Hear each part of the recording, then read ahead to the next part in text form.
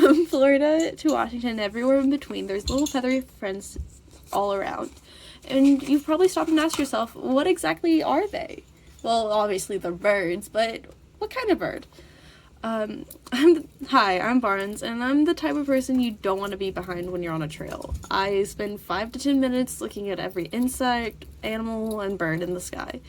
And from experience, identifying birds is really fun and enjoyable. That's a really good fact to keep in here. Audubon's a really good source, and Merlin ID is also a really good resource to use when identifying animals, and it really makes it easy to identify them in the modern age using their apps or in your location and just a short description of what the bird looks like. So apps. Using a handbook is really a thing of the past. You don't need to have big bulky books in your backpack, you just need your back pocket and your little phone.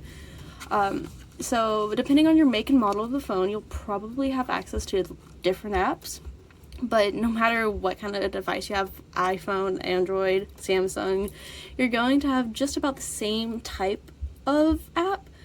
But you can keep going until you make a match because there's thousands of possibilities. And after finding a suitable app, you just have to narrow it down to your region.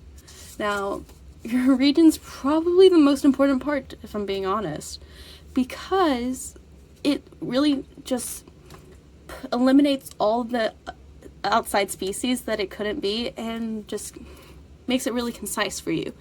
And also, if you happen to see a bird that isn't native to your region, it can help the authorities in your area find invasive species. Now, how to set it up.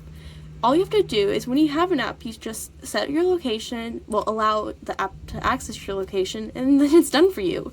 And now that you've enabled your location, it's your turn to do the legwork. And it's probably the most fun, actually. So you just have a description. You look at their physical attributes, such as their height, their color, their calling, maybe, if you want to do that. So me in particular, I've had experience with this. I saw a nestling fall out of a nest, and its family unfortunately left him to be abandoned. So I had to quickly use Google to find out what kind of bird he was exactly, because every bird has a different step of rehabilitation. So I found this bird, and I saw how big its cheeks were. Well, not cheeks, it was his beak. It was a very wide, flat beak.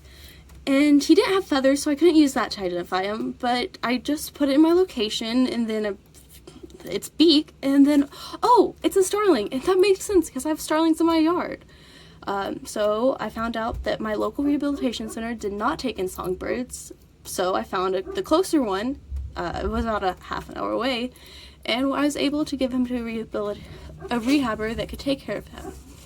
So to wrap this up, IDing birds does not have to be difficult and can even be a bit fun. All you need is an app, your location, and description of the bird. Well, and obviously you need some birds. Now go out there and find some.